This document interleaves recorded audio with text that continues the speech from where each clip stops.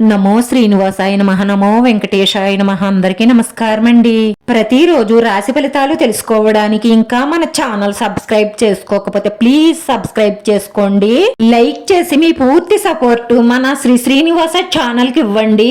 ఈ వారం రాశి ఫలితాలలో గోచార్య రీత్యా వృషభ రాశి వారు ఎటువంటి శుభాశుభ ఫలితాలను పొందుతారో తెలుసుకోవడానికి ఈ మన వీడియోని ఎక్కడా స్కిప్ చేయకుండా చివరి వరకు చూడండి. రాశి వారికి ఈ అమావాస్య వెళ్లిన దగ్గర నుంచి చాలా మార్పులు చోటు చేసుకోబోతూ ఉన్నాయి. ఆ మార్పులు ఏమిటంటే ఉద్యోగస్తులకు ఎప్పటి నుంచో ఎదురు చూస్తున్న ప్రమోషన్లు వస్తాయి.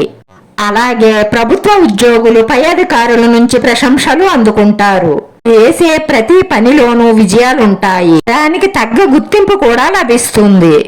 ఈ అమావాస్య తరువాత నుంచి విద్యార్థులకు చాలా అనుకూలమైన ఫలితాలు లభిస్తాయి.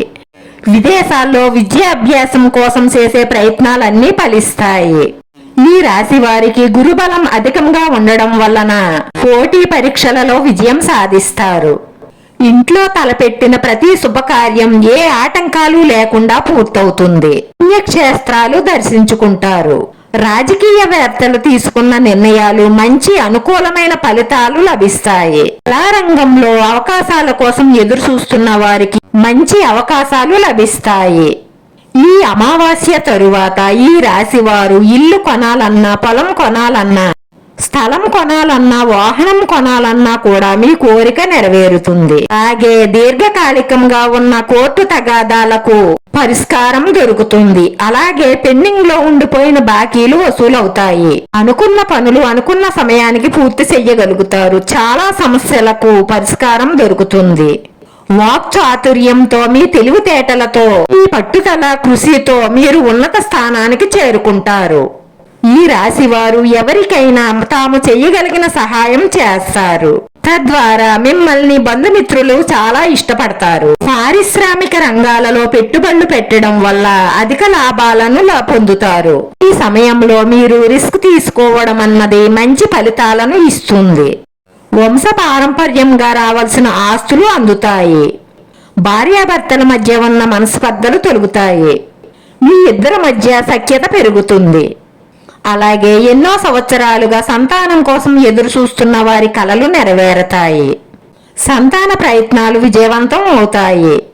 ఈ రాశి వారు ఎవరిని ఎక్కువగా నమ్మకూడదు. నమ్మితే నమ్మిన వారే మోసం చేసే అవకాశాలు ఎక్కువగా కనిపిస్తున్నాయి. మీ బంధుమిత్రుల నుండి శుభవార్తలు అందుతాయి. మీ ఇంట్లో చేస్తున్న వివాహ ప్రయత్నాలు ఫలిస్తాయి.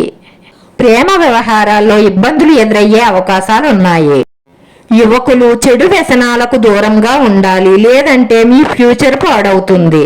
సోమవారం రోజు శివుడిని ఆరాధన చేయడం ద్వారా ఉత్తమ ఫలితాలను పొందుతారు.